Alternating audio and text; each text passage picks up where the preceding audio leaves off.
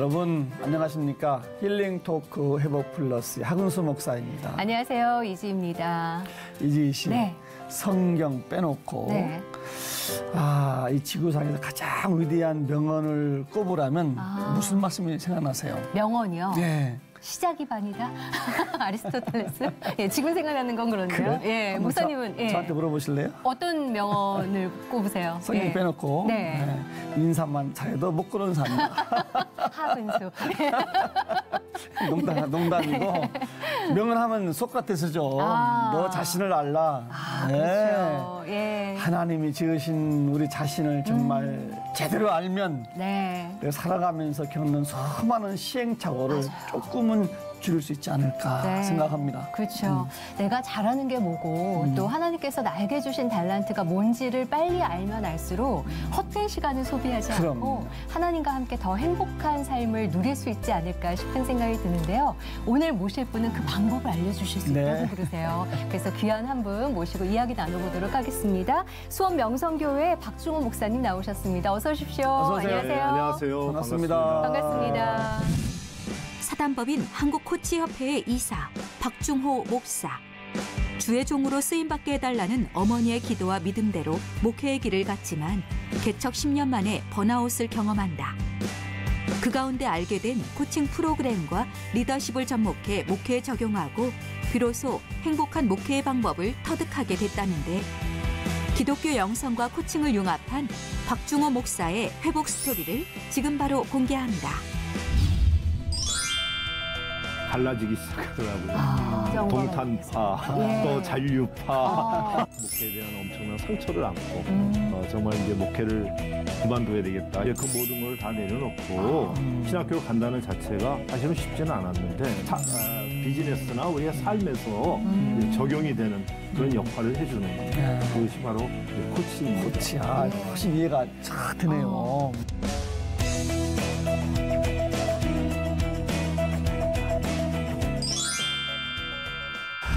우리 시채널 시청하시는 분들에게 한번 인사해 주시고 목사님 소개도 한번 해주시죠. 앞에 카메라 보시고 한번 네. 안녕하세요.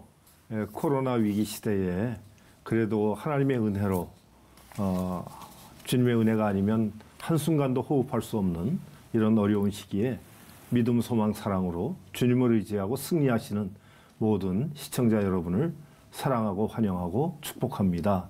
저는 대한예수교 장로회 통합 측의 수원 명성교회 담임 목사 박중호 목사입니다. 반갑습니다. 예, 감사합니다. 목소리가 참 좋으시네요. 요즘 젊은이들이 하는 말로 꿀성대라는 말 하잖아요. 예, 박 목사님이 꿀성대를 갖고 계신 것 같아요. 네, 고맙습니다. 야, 목소리가 진짜 너무 좋으신데요. 예. 근데 지금 수원 명성교회를 담임하고 계시지만 제가 알기로는 또 한국코치협회 이사로도 활동을 하고 계시는 걸로 알고 있거든요. 어떤 단체인 건가요? 네, 저희 이제 사단법인 한국코치협회는 지금까지 한 9천 명의 이제 인증 코치를 배출한 그런 단체입니다.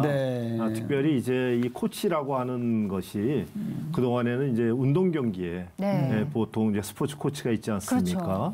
그런데 이제 여기에서는 비즈니스 코치 또는 라이프 코치라고 해서 좀 더 기업에서 이제 성과를 내기 위해서 또 인생을 보다도 의미를 찾아서 살기 위해서 그 목표를 이제 코치해주는 그런 코치들이 모인 단체가 바로 한국코치협회입니다. 네. 지금 말씀하셨지만 운동 연결 때 코치 좀 들어보긴 했는데 이게 뭔가 지금 헷갈리거든요. 잘 모르실 텐데 목사님 코치는 이런 것이다. 한번 설명 좀 해주시죠. 제가 이제 중학교 때 야구 선수를 잠시 했습니다. 그때 이제 제가 투수 포지션을 했는데 저희 감독님께서는 이제 저를 보실 때마다 늘 그러세요. 야, 너 공은 그렇게 빠르면 뭐하냐? 컨트롤이 좋아야지. 그래가지고 어디 에이스가 되겠냐? 그러면 그 감독님이 나오실 때마다 저는 공을 던질 때 어떻게 되겠습니까? 더 잘 던지려고 어깨에 힘이 들어가다 보니까 긴장하죠. 자꾸 공이 땅바닥에 패대기를 치는 거예요. 그런데 지금도 기억이 나는데 흑인 혼혈 김영도 코치님이라고 하는 분이 부임을 하셨어요. 그분이 이제 제 공 던지는 걸 보고 나서 야, 중호야, 너처럼 중학교 1학년이 공 빠른 애는 내가 처음 봤다. 컨트롤만 조금만 올리면 너는 우리 팀의 에이스가 되겠다. 그래서 이제 그분이 나타나면 공이 더 잘 들어가는 거예요. 이게 이렇게 달라지네요. 네. 예. 그게 바로 우리의 비즈니스나 우리의 삶에서 이제 적용이 되는 그런 역할을 해주는 그것이 바로 이제 코치입니다. 코치야, 훨씬 이해가 잘 되네요. 근데 그냥 일반적으로 저희가 알고 있는 상담도 따로 있고요. 뭐 MBTI처럼 적성 검사도 따로 있잖아요. 맞습니다. 그것과는 또 어떻게 다른 건가요? 이제 MBTI라든가 애니어그램이라든가 이런 것들은 이제 나무로 비유하면 뿌리에 해당이 됩니다. 사람의 어떤 심리의 기본을 장착하는 건데, 그런데 이제 예수님께서도 뭐라고 말씀하셨냐 하면 열매를 보아 그 나무를 안다 그랬지 않습니까? 그래서 코칭에 보통 저희가 쓰는 도구로서 이제 디스크라든가 로데오라든가 하는 이런 행동 유형 검사는 그 사람의 그 열매를 볼 수 있는 것이고, 상담은 이제 지금부터 과거의 문제, 어떤 상처라든가 트라우마를 끄집어내서 치료해주고 쓴뿌리를 찾아서 해결을 해준다면, 코칭은 과거를 묻질 않아요. 지금부터 앞으로. 그러면 앞으로 하나님께서 어떻게 쓰실 것 같냐. 10년 뒤에는 어디서 무엇을 하고 있을 것 같냐. 하나님이 주신 은사대로 따라서 살았을 때 앞으로 어떤 하나님께 영광을 돌릴 거냐. 이거 미래를 물어보는 게 코치입니다. 어떻게 보면 미래를 내다보면서 기술 습득을 하는 거라고 생각을 하면 될까요? 방법론적인 거라고 생각합니다. 그러니까 이제 신앙생활을 할 때도 적용을 해본다면 사도 바울이 삼층천을 경험을 하고 왔기 때문에 이 땅에서 수많은 고난도 기꺼이 견딜 수 있었지 않습니까? 그러니까 천국을 맛보고 온 사람과 맛보지 못하고 그냥 막연하게 생각하는 사람은 이 세상을 살아갈 때에 거기에 대응하는 방식이 다르겠죠. 위기가 올 때나 어려움이 올 때도. 그래서 이 코칭 스킬이라고 하는 것은 하나님께서 우리에게 미래에 베풀어 주실 그 찬란한 미래의 영광과 하나님이 우리 쓰실 우리들의 그 고귀한 가치, 하나님의 형상을 회복해서 쓸 수 있도록 도와주는. 그래서 미래를 먼저 목표를 설정하고 현재를 살아갈 수 있도록 도와주는 스킬이 코칭 스킬입니다. 목사님은 이 코칭을 통해서 뭐 개발한 은사가 있다면 어떤 은사가 있다고 말씀을 좀 하시겠습니까? 사실 이제 제가 목회를 하면서 제일 어려웠던 것이 두 가지가 있었습니다. 이제 영화의 그 머니볼이라고 하는 영화에 보면 맨 처음 시작이 그 야구에 관한 영화인데요. 거기 이제 미키 멘틀이라고 하는 뉴욕 양키스의 4번 타자의 이야기 명언이 먼저 거기에 나옵니다. 그분이 18년간 야구 선수 생활을 하면서 은퇴하시면서 한 말이 뭐였냐면 자신은 평생 해온 경기에 대해서 너무 무지했다 그랬어요. 그 말을 듣는 순간 저에게 너무 충격으로 다가왔습니다. 뭐에 무지했나? 그 사람이 그 베이브 루드라든가 또는 조 디마지오를 계보로 잇는 뉴욕 양키스의 프랜차이즈 4번 타자거든요. 뭐 명예의 전당에 헌액을 했고 MVP를 3번을 했고 18년 중에 올스타에 16번을 나가고 500개가 넘는 홈런을 친 선수인데 그런 분이 어마어마한 선수인데 은퇴하면서 나는 야구를 너무 몰랐다. 야구를 너무 못했다. 그 이유가 뭘까요? 뭐였을까요? 상상이 안 되는데요. 제가 그 장면을 보면서 나는 목사로서 나는 뭐에 무지한가를 생각하게 되었는데요. 하나는 이제 그분이 1800개의 포볼로 걸어 나갔다는 겁니다. 그동안에 1800번.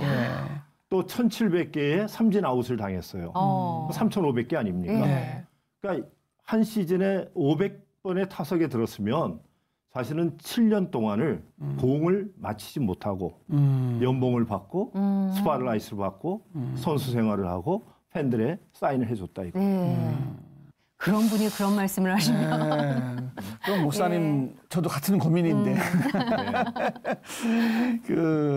제가 또 이렇게 들어보니까 뭐 목사님이 늦게 직장 생활하시다 하시나 늦게 하셨다고 어떻게 시작이 되신 거예요, 목회가? 그래서 제가 이제 사실 제가 목회를 처음 시작하게 된 동기는 저희 어머님의 이제 중보 기도였습니다. 네. 저희 이제 아버님은 이제 젊을 때 좀 일찍 돌아가셨습니다. 네. 기장 측의 이제 장로님이셨는데 네. 그리고 나서 이제 그 빈자리를 이제 어머님은 늘 이제 뭐 교회가 남편이다시피 하고 이제 권사님이셨는데요. 그래서 이제 늘 기도를 하셨는데 삼각산 통일봉에 근데 비가 오나 눈이 오나 제가 꼭 모셔다 드렸습니다. 그 밑에까지. 예. 그래서 캄캄한 밤에 랜턴 하나 들고 담요 한 장 들고 밤새도록 기도를 하셨는데 뭘 그렇게 기도를 하시냐고 하면 기도 제목에 대해서 한 번도 말씀을 안 하시는 거예요. 예. 그런데 나중에 어머님 돌아가시고 나서 그때 같이 기도하셨던 분들이 말씀하시는데 네.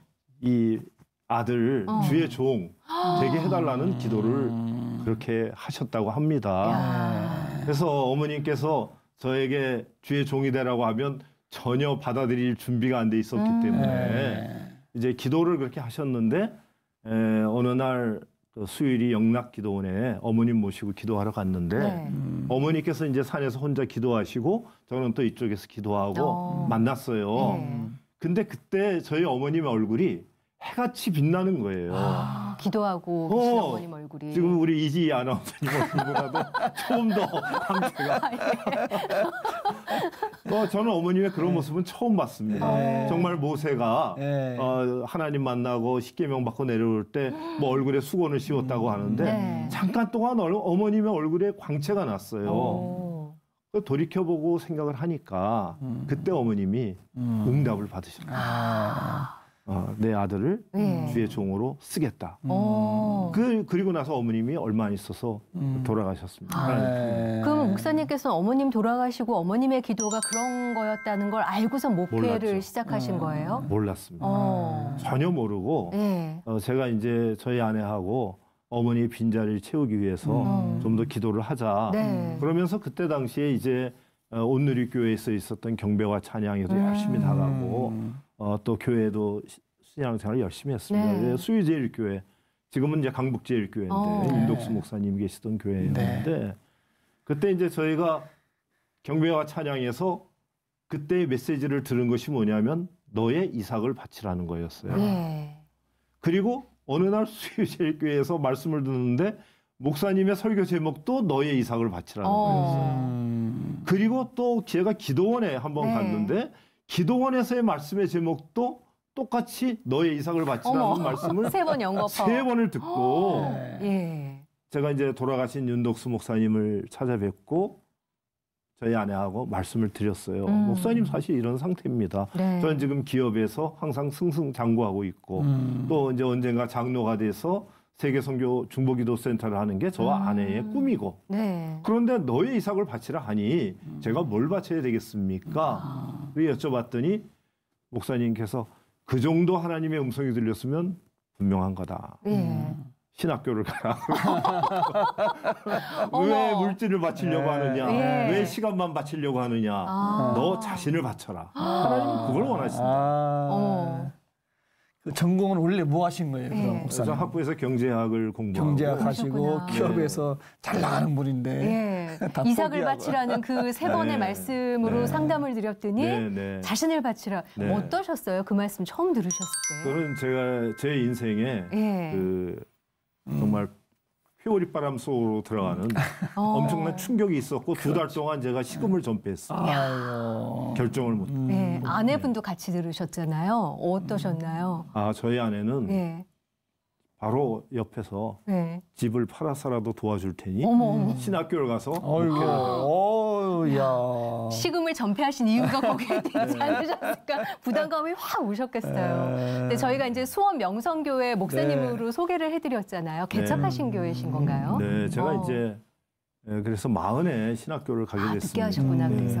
회사에서도 뭐 저희 회장님께서 그래도 부사장까지는 너 보장해 줄 테니 있어라. 제가 39에 이제 이사로 승진을 하고 하여튼 자리를 잘 잡으셨었는데 이사가 되고 나니까 뭐 바뀌는 게 많더라고요. 회사에서도 연봉도 바뀌고 뭐 그런데 이제 그 모든 걸 다 내려놓고 신학교를 간다는 자체가 사실은 쉽지는 않았는데 그러셨겠다. 그때 이제 기도하면서 2달간 방황하면서 얻은 결론이 주님께서 나를 부르셨는데 내가 응답을 안 해서 머뭇거린다면 네. 이러다 한 대 맞겠다.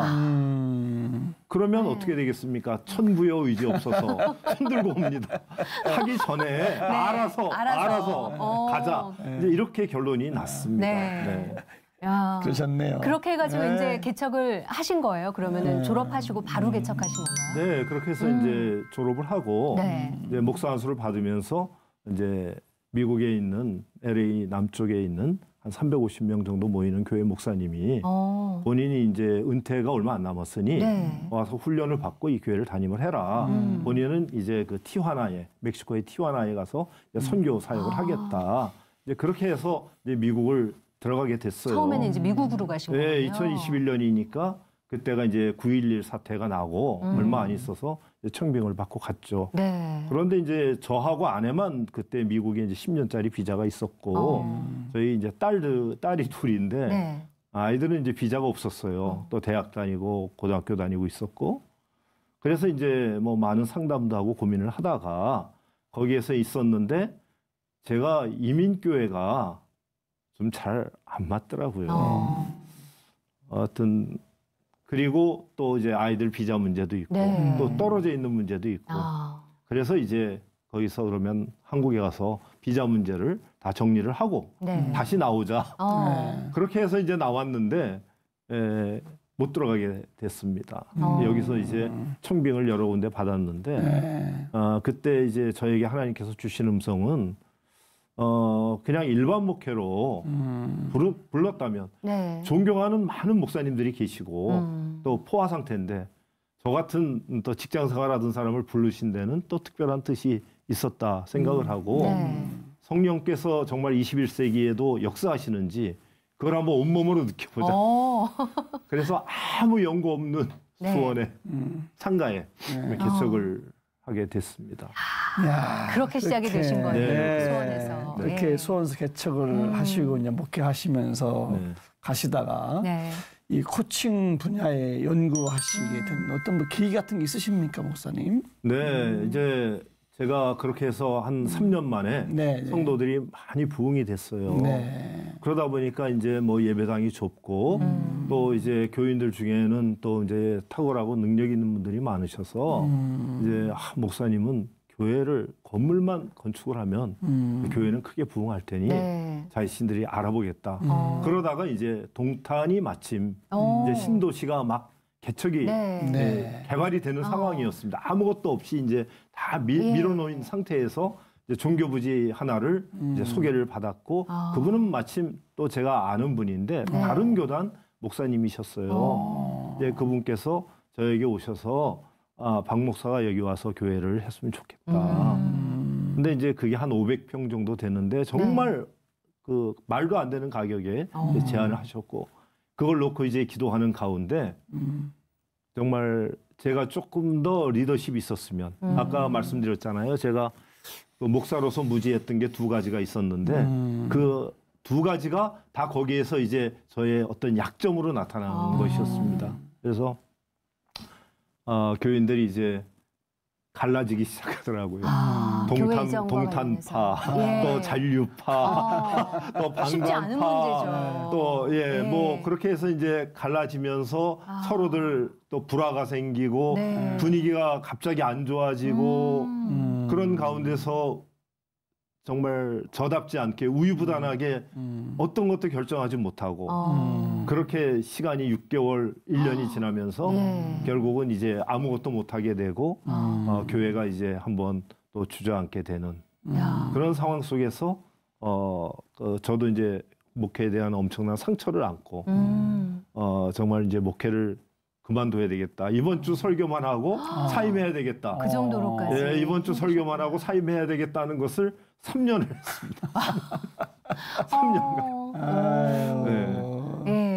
굉장히 힘든 시간이셨을 것 같아요. 그 3년이라는 시간이 오늘이 마지막이다 생각하고 그 한 주 한 주를 버텨내신 거잖아요. 그러면 그 다음엔 어떻게? 그러게 어떻게 이제 회복이 되어지고 그 과정 속에서 이제 저희 아내는 치아가 다 상해서 다 빠지고 너무 이제 힘들고 교인들에게 시달리고 또 그렇게 이제 무능한 남편 목사를 보면서 뭐라도 하나를 해야지 이게 뭐냐. 그런데 저는 이제 그러면서 저의 리더십이 너무 없었다는 거. 또 하나는 제가 쓰는 언어가 늘 그 한쪽에만 치우쳐 있었다는 거. 근데 그 두 가지를 알게 됐어요. 그러면서 이제 주일 오후만 되면은 아내하고 차를 가지고 멀리 떠나서 수원이 안 보이는 곳 멀리 떠나서 하룻밤 자면서 그나마 이제 좀 회복을 하고 월요일 새벽기도는 없애고 그리고 월요일 저녁에 나타나면 이제 수원을 쳐다볼 수 있는 마음이 조금 회복이 되더라고요. 그렇게 이제 버티다가 2008년 뭐 그동안에 이제 기도원도 많이 갔고 또 영성 훈련한다고 또 기도 훈련도 많이 받고 했는데 그것 가지고는 뭔가 부족한. 그래서 이제 2008년 봄에 제가 이제 숭실대에서 박사과정 공부할 때 제 얘기해도 되나요? 네. 옆에 앉아서 같이 공부하던 목사님이 마침 이제 프로 코치셨어요. 한국 코치협회를 설립할 때 기여한 멤버이기도 하고. 그래서 저는 그때 코칭이라는 말을 처음 들었어요. 저보고 그러시더라고요. 박 목사님, 코칭을 아세요? 그래서 제가 그랬죠. 아니 목사가 코칭을 왜 합니까? 목사는 조직 신학을 하고 성경 신학을 하고 뭐 그런 걸 해야지 그런 걸 왜 하세요? 그랬는데 이제 그분이 원후의 시간에 점심 시간에 도시락을 준다 해서 이제 갔는데 그분이 20분 특강을 했어요. 근데 그걸 딱 듣는 순간 제가 기업에 있었으니까 이거 괜찮겠다. 그러던 이제 그해 여름에 장신대 여름 목회자 아카데미가 있었어요. 장신대 세계선교관에서 그때 오규훈 교수님이 거기에 이제 목회 대학원장 하면서 그걸 주관하셨는데 상담 교수님이니까 그때 이제 코칭이 온다는 걸 알고 이제 코칭과 뭐 목회라는 주제로 3박 4일 세미나를 여셨어요. 그래서 이제 대한민국에 내노라는 코치들이 와서 목사님들이 한 130명 모이고 강의를 했는데 코칭이라고 하니까 그때 막 뜨는 주제였거든요. 상담이 막 한참 하다가. 그래서 이제 그때 하셨는데 3박 4일 내내 수많은 코치들이 와서 하는 말이 코칭은 마차다. 목적지까지 데려다주는 마차다. 근데 이야기만 하는 거예요. 그러니까 타고 있으면 목적지를 가는데 나는 지금 내가 목적지를 모르잖아요. 하루하루 살기 급급하니까. 그런데 인생의 어떤 목적지를 설정해서 데려다 줄 수 있도록 도와주는 스킬이 코칭이다. 그런데 목회 현장을 모르니까 더 이상 줄 게 없다 이러시는 거예요. 그래서 세미나가 끝나고 유혜령 교수님하고 오규훈 그 교수님하고 저하고 로비에서 이야기하다가 이거 이렇게 해서는 안 되겠고 누군가 기업도 알고 또 목회도 아는 사람이 배워서 이거를 목사님들에게 워크숍 형식으로 진행을 해야 되겠다. 이런 이야기를 나누다가 그게 누구냐.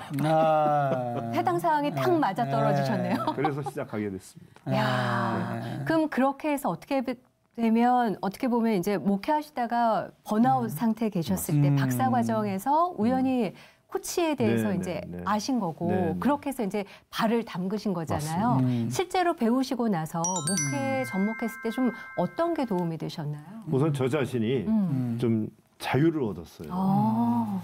제가 이제 코칭을 배우면서 셀프 코칭을 하다가 어느 날 이제 하나님의 음성을 들었습니다. 그때 하나님께서 저에게 딱 가슴에 빵 때리면서 주시는 말씀이 뭐냐면 박 목사야, 너 애쓴다. 왜냐하면 뭐 이번 주만 하고 이제 교회 문 닫고 이번 주만 하고 교회 떠나고 정말 내가 이거 해야 되는 일인가로 고민할 때 주시는 말씀이 애쓴다 그러시면서 가시채로 뒷발질하기가 너에게 고생이다 그랬습니다. 그러면서 대충 해라. 대충 해라. 다 내려놔라. 그러시더라고요. 저도 이제 뭘 하나 시작하면 또 끝까지 하고 제가 이제 백석대에서 강의할 때 이제 제가 한 클래스 보통 한 학기에 한 500명에서 600명 학생들 하면 여러 클래스를 들어가면 한 클래스에서 강의하던 거를 다음 클래스에서 만약에 문장 하나를 빼먹거나 단어를 빼먹잖아요. 밤에 집에 와서 잠을 못 잤어요. 그 아이들한테 미안했어요. 입안에서 한 걸 똑같이 다 나눠줘야 된다는 그런 게 저에게 있거든요. 그런데 그거를 버리라고 그러시더라고요. 다 버리고 대충 해라. 어차피 네가 다 책임질 것도 아닌데 뭘 그렇게 고생하냐. 너만 고생이다. 그러면서 이제 그때 제가 셀프 코칭을 통해서 또 기도하는 가운데서 3가지의 저의 삶의 하나의 그 모토를 발견했습니다. 하나는 물처럼 맑고 깨끗하게 살자. 그다음에 이왕이면 불꽃처럼 뜨겁고 강렬하게 살자. 마지막은 바람처럼 자유롭게 살자. 모든 걸 다 내려놓자. 물, 불, 바람 다 나왔어요. 결국 성령님이 저에게 주신 음성이고 코칭이라고 하는 것은 어떤 코치나 누가 어떤 스킬로 하는 게 아니라 성령께서 학자의 혀를 주실 때 이사야서 50장 4절을 저는 그래서 주제 선구로 삼았습니다. 학자들의 혀를 주시는데 아침마다 성령께서 깨우치게 하시고 그리고 공고한 자를 도와주는데 말로 도와준다. 그랬습니다. 그럼 그 이후에 좀 많이 회복이 좀 되신 거예요, 이제? 그렇죠. 그때까지는 이제 제가 그 락구락구 침대라고 있지 않습니까? 네, 있죠. 여기서부터 폈다 하시고 그거 강대상에 갖다 놓고 내가 뭔가 그 동탄의 성전 부지를 이제 지나갔지만 이제 또 앞에 광교가 들어오니까 그거를 그때는 기회를 놓쳤지만 광교에 주실 때까지 난 여기서 떠나지 않겠다고 강대상에다 락구락구 침대 펴놓고 거기서 이제 자면서 철야하면서 막 기도하면서 뭐 몸도 많이 상하고 그런 과정을 겪었는데 하여튼 그 침대를 접게 됐습니다. 그 공부하시면서 예수님에 관련한 뭐 정리하신 게 또 있으시다면서요? 그래서 이제 코칭의 이제 그 철학이라고 하는 게 모든 사람에게는 가능성이 있다. 그리고 이제 자기 안에 잠재력이 있고, 그리고 이제 그것을 이제 실행해 나갈 수 있는 능력이 있는데, 그러기 위해서 뭐가 필요하냐면 파트너가 필요하다. 그게 이제 코치거든요. 이제 그런데 그러다 보니까 내 안에 있는 잠자는 거인을 깨워라 그래요. 보통. 그러니까 내 안에 이제 거인이 있다는 게 철저하게 제가 봤을 때는 인본주의였어요. 그러니까 내 안에 있는 잠재력을 깨워서 그걸 극대화시키면 전 세계의 상위 1%가 하는 비밀을 깨달아서 그래서 이제 뭐 결국은 돈을 많이 번다. 부유하게 산다. 그래서 이제 그 앤서니 라빈스의 뭐 내 안에 잠자는 거인을 깨워라. 그런 강연도 듣고 그러면서 제가 나중에 물어봤어요. 그렇게 해가지고 엄청난 부를 모으면 그 다음엔 뭘 하냐. 그랬더니 뭐 전 세계를 다니면서 뭐 강의를 하고 그렇게 부유하게 살면서 즐길 수 있다. 그럼 그 다음엔 뭘 할 거냐. 늙어서 이제 휴양 가가지고 바하마나 뭐 플로라이다에 가서 다 별장에 사는데 그럼 그 다음엔 어떻게 돼요? 그렇죠. 좋은 묘지에 묻히겠죠. 좋은 묘지에. 그 다음에는 거기가 끝이었어요. 내 안에 있는 잠자는 거인을 깨우고 우주와 통하고 뭐 그래서 어마어마한 비밀을 알아서 결국 그것이 그러면 죽으면 끝나는 거냐. 그건 아니다. 그래서 그것을 뛰어넘는 영성 코칭, 성경을 베이스로 하고 예수 그리스도를 모델로 한 성경 영성 코칭을 개발하기 시작을 했습니다. 어쨌든 코칭 목회를 도입하시면서 목회가 많이 변화가 됐겠네요. 그죠? 그래서 제가 이제 저희 교인들이나 또 저의 강의를 듣는 분들에게 제가 제일 먼저 강연을 말씀드리는 것은 뭐냐면 요한복음에 나오는 신랑의 친구입니다. 제가 이제 그 2008년에 이제 코칭을 처음 만나고 대한민국 코치 대회가 교육문화회관에서 있었어요. 이제 거기에 갔는데 그때 강사로 누가 나오셨냐면 박태환 수영 선수의 감독이신 노민상 감독님. 계시죠. 제가 이제 그분과 같이 식사를 하고 대화를 하고 강연을 듣고 마지막에 그분과 나눴던 피드백이 너무 인상적이었어요. 뭐냐면 본인은 이제 오산고등학교를 나오셨는데 전국체전이나 이런 데서 성과를 많이 못 내셨다. 그래서 대학에 그때 이제 그 조호련 선수는 양정을 가셨고 이제 그렇게 해서 수영계의 판도가 있었는데 본인은 이제 뭐 어떤 대학이나 또 실업팀의 스카웃을 못 받으셔가지고 실적을 못 내서 그런 분이지만은 그러나 선수로서는 그렇게 크게 빚을 못 봤지만 도하 아시안 게임이라든가 또는 조호련 선수 같은 분들을 조을현 선수가 아니라 박태환 선수 같은 선수. 분들을 금메달, 세계 올림픽에서 금메달을 따는 훌륭한 코치가 될 수 있었다는 거. 그러면서 선수가 스포트라이트를 받고 메달을 걸고 인터뷰를 하는 동안 옆에서 바라보면서 흐뭇해하고 박수를 쳐주는 네. 그게 본인의 모습이라는 거죠. 연봉도 선수가 많고 감독은 좀 적고. 하지만 그 선수를 키우면서 흐뭇해하는 모습이 뭘까? 제가 듣는 순간 이건 요한복음에 나오는 신랑의 친구구나. 코치는 그런 사람이 되어야 한다. 네. 뭐 잘 아시지만은 유대인들의 결혼 방식이라고 하는 것은 이제 부모들끼리 이렇게 약속을 해서 결혼을 하다 보면 중간에 이제 연애 편지 같은 것도 남녀가 유별하니까 신랑의 친구가 편지도 전해주고 또 선물도 전해주고 네. 꽃반지 같은 것도 대신 갖다 주고 그렇게 이제 심부름 역할을 하다가 결혼식을 하고 나면 신랑 신부가 이제 신방에 들잖아요. 네. 그러면 이제 주위가 어두우니까 그 문 앞에서 찬 이슬을 맞으며 신랑의 친구가 이렇게 지켜주는 거예요. 혹시 모르는 사람들이 와서 또 회방 넣질 않나. 이것을 막아주면서 밤을 지새면서 신랑 신부가 방 안에서 첫날 밤을 보내며 행복해하는 모습을 보고 즐거워하는 신랑의 친구. 네. 이것이 진정한 코치의 가치다. 이것이 크리스천 코칭이라고 생각을 해서 시작을 하게. 굉장한 그 성숙한 모습이네요. 그죠? 네. 처음에 없던 거에서 성경적인 걸로 다시 뼈대를 세우고 살을 붙이는 게 굉장히 힘드셨을 것 같아요. 네. 예. 그렇지는 않았습니다. 왜냐하면 뭐 우리가 다 지나오면서 간증이 제가 한 게 아니라 우리가 하는 게 아니라 다 그분이 하시잖아요. 그렇죠. 그분이 하시는데 이제 성령께서 지혜를 주시는데 성경을 읽을 때 하나님께서 인간에게 말씀하시는 두 가지의 통로가 있더라고요. 두 가지의 말씀의 용법. 네. 하나는 임페라티브라고 그래서 하나님께서 명령을 하세요. 이거 해라, 저거 해라, 네. 하지 마라, 선악과 먹지 마라, 모세야 가라. 이렇게 말씀을 하시지 않습니까? 근데 또 하나는 인디카티브라고 그래서 그것을 보통 직설법, 암시라고 표현하는데 이게 바로 질문이더라고요. 그러니까 하나님은 인간에게 질문을 하세요. 네. 내가 어디 있느냐? 내 손에 든 게 뭐냐? 너희는 나를 누구라 하느냐? 내가 낳고자 하느냐? 이걸 물어보시는데 네. 그럼 하나님의 그 말씀의 파워가 어디서 더 나타나냐 하면은 명령보다는 질문에서 나타나더라고요. 왜냐하면 질문을 받으면 생각을 하게 되잖아요. 네. 질문하면 답이 나오잖아요. 그래서 이제 그 하나님이 하시는 질문과 또 그 질문을 받아들이는 경청 기술.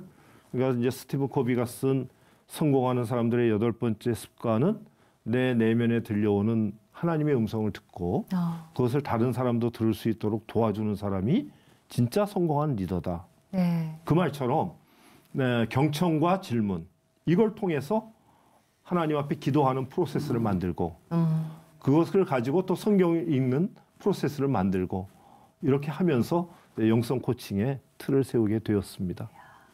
그럼 실제로 그렇게 틀 세우시고 네. 나서 목회도 적용을 하셨을 거 아니에요? 변화가 좀 많이 이렇게 보이셨나요? 어떠셨어요?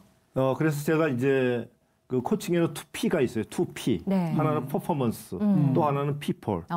그동안에는 제가 이제 성과를 내는데 퍼포먼스에 치중을 한 목회를 했다면 또 하나는 이제 people, 관계지 않습니까? 그래서 이 관계에 대한 리더십과 또 아까 이제 제가 부족했던 언어를 쓰는 것.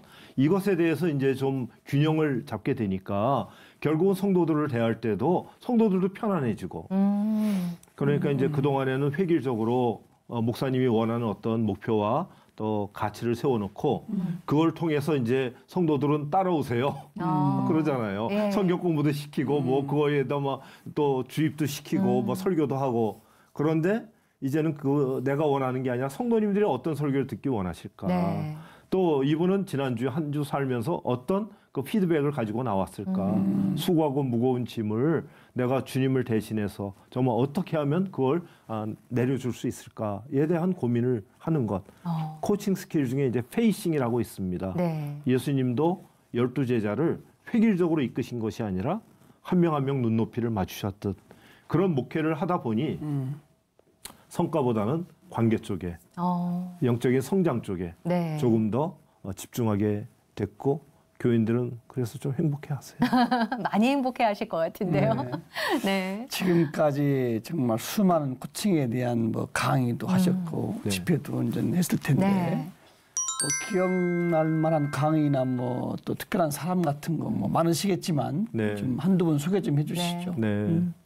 제가 이제 제 버킷리스트를 작성을 해놓고 있습니다. 그래서 그 중에 하나가 제가 이제 환갑 잔치 때 네. 남미의 이과수 폭포에서 선교사님들을 초청해서 네. 집회를 해드리고 식사를 대접해드리고 하는 것이 이제 저희 부부의 버킷리스트였어요. 네. 이제 2015년에 저와 이제 아내하고 같이 남미에 초청을 받아서 가서 이제 코칭 집회를 한 달간 순회하면서 해드렸습니다. 브라질, 뭐 파라과이, 아르헨티나, 뭐 미국 LA 쪽에 이렇게 쭉 해드리면서 그때 이제 많은 선교사님들을 나름대로 코칭을 해드렸습니다. 그 중에서 몇 가지 사례가 또 개인정보가 있어서 그런데 그분들의 그 목회 은퇴 이후를 코칭을 해드려서 그분들이 이제 은퇴할 때까지 준비해서 그동안에 갖고 계시던 경험이라든가 자원이 하나의 단절이 되고 변화되는 게 버려지는 게 아니라 그것이 또 새로운 동력으로 또 리타이어라는 게 그런 것 아니겠습니까? 뭐 타이어 갈아 끼운다, 신발끈 다시 맨다는 건데 그걸 하실 수 있도록 코칭을 해드리고 또 도와드린 경험. 또 제가 남태평양 피지나 뭐 뉴질랜드에 갔을 때 선교사님들이 너무 업무에 바빠서 눈코 뜰 새 없이 바빠. 자기 몸이 이제 다 망가져 가는데도 불구하고 그걸 못 내려놨을 때 코칭을 통해서 자신의 업무를 위임하시게 되고 1년 뒤에 호주로 1년을 안식년을 떠나실 수 있도록 도와드리는 거. 얼마나 많으시겠어요. 네. 너무 바쁘셨을 것 같아요. 또 해외까지 나가셔서. 네. 보람을 많이 느끼시고 많은 사람들을 코칭을 해주시면서 가정에서의 코칭도 하셨을까 궁금한데 어떠셨어요, 목사님? 그래서 저는 이제 제일 적용 사례가 저희 아내와 또 자녀들이었습니다. 그래서 이제 저희 아이들이 이제 직장 다니면서 직장에서 얻어가지고 나오는 게 제가 기업에 있었으니까 하나는 이제 커리어를 가지고 나와야 되고 최소한 5년, 10년 일해야 그래도 그 경력을 인정받는 거고 또 하나는 학위를 하나 따가지고 나왔으면 좋다. 직장 다니면서. 그래서 저희 아이들이 이제 하나는 숭실대에서 상담 석사를 하고 직장 다니면서 어려운 가운데 또 하나는 이제 아주대에서 이제 MBA를 하고 또 저희 아내도 이제 또 결국은 웨스트민스터에서 MDB를 하고 목사님이 되시고 그래서 가방끈들이 다 너무 기시네요. 뭐 가진 것은 없으나 하나님이 주신 은사를 활용해서 최대한 자기 성장을 위해서 그러니까 본인이 성숙하면 본인이 경험한 만큼 다른 분들에게 또 기여할 수 있으니까 그런 쪽으로 도전을 했습니다. 뭐 사모님과 자녀 온 가족이 그냥 같이 가시네 막 얼마나 좋으세요. 이 방송을 보시는 분들 가운데 나도 저쪽에 좀 관심이 많은데 뭘 공부하면 될까 하시는 분들한테 안내 좀 해주시죠. 이제 코칭의 주제는 변화입니다. C.H. 다드가 했던 말 중에서 철학은 과거로부터 오는 것이고 신학은 미래로부터 온다 그랬어요. 그래서 저는 생각을 해보면 상담은 과거로부터 온다면 코칭은 미래로부터 온다. 그러니까 하나님은 우리에게 과거를 묻지 않으시잖아요. 내가 과거에 얼마나 뭐 유명했냐, 내가 뭔가 이루었느냐를 묻지 않고 지금부터 그러면 앞으로 하나님의 선한 뜻을 알아서 어떻게 사역해 발전해 나갈 거냐. 그러니까 하나님이 우리에게 주신 은사와 달란트, 재능에는 무한하지 않습니까? 내 입을 크게 열라 그러시고 그런데 우리는 밭에 감추인 보화를 놔두고 그걸 못 찾아서 그 위를 계속 왔다 갔다 하면서 고된 삶을 살 때 그 보화를 찾아 쓸 수 있도록 도와주는 그것이 이제 코칭 스킬인데 그 코칭 스킬은 간단하게 20시간 교육을 받으면 수료증을 받을 수가 있습니다. 그래요? 생각보다 너무 간단하죠. 간단한데요. 그래서 상담하시는 분들이 옛날에 지금은 안 그러세요. 상담하시는 분들도 다 코칭을 배우세요. 근데 과거에는 그랬습니다. 상담은 인간의 아픈 피고름을 빨아주는 거고 코칭은 스킬인데 그걸 해서 뭘 하냐. 나보고 하지 마라. 그랬는데 그분이 나중에 박사 논문 쓸 때 저에게 코칭을 배우셨어요. 왜냐하면 이게 같이 간다고 봅니다. 상담으로 과거를 해결하고 코칭으로 미래를 세워주는데 그러면 과거를 회복했는데 그다음에 어떻게 될 거냐. 그렇죠. 예수님도 그러셨잖아요. 귀신 들린 집을 청소했어요. 그런데 비워두면 어떻게 되겠어요? 7 귀신이 들어오잖아요. 거기 뭔가 채워야 돼. 그 뭘로 채우느냐? 영성 코칭으로 채운다. 이제 그렇게 생각을 하고 그런데 어떻게 20시간 가지고 되냐? 코칭은 우리 삶에 모두 다 가지고 있고 이미 하고 있는 것입니다. 그것을 간단한 스킬, 간단한 프로세스만 익히면 지금까지 갖고 있는 모든 리소스, 자원을 활용해서 코칭을 하실 수가 있고 이미 다 코칭을 하고 계시잖아요. 그래서 20시간이 기본 과정입니다. 그렇군요. 지금 방송 보시면서 그러면 나도 좀 해볼 수 있겠다 하시는 분들이 많으실 것 같아요.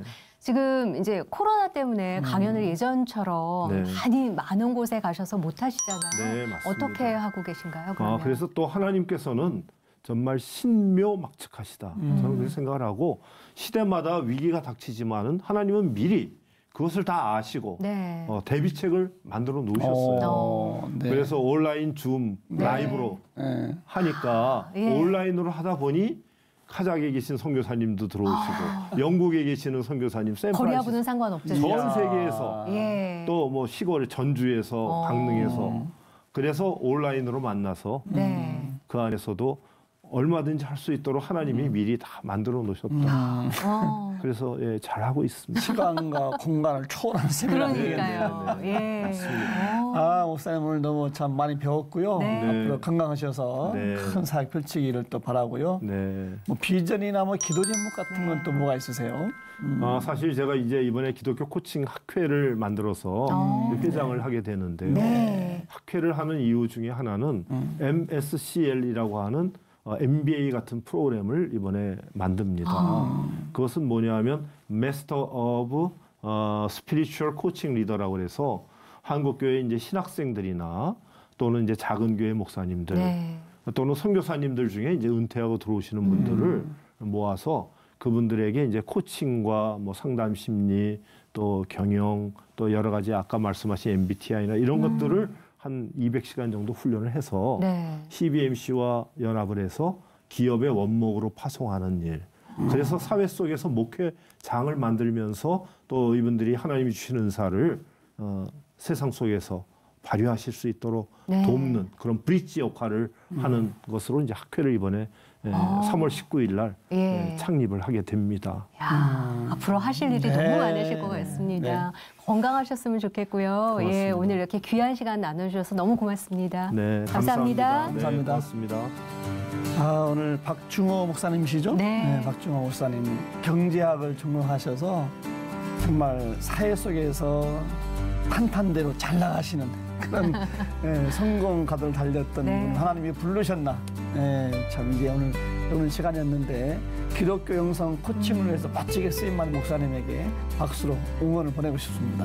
지금 말씀하신 것처럼 목사님께서 기도로 준비하고 계신 그 비전이 하나님의 나라를 이루는 데 있어서 많은 원동력이 될 수 있도록 여러분들도 생각나실 때마다 기도해 주시면 감사하겠고요. 오늘도 저희와 함께 해주셔서 감사합니다. 평안한 하루 보내십시오. 고맙습니다. 감사합니다.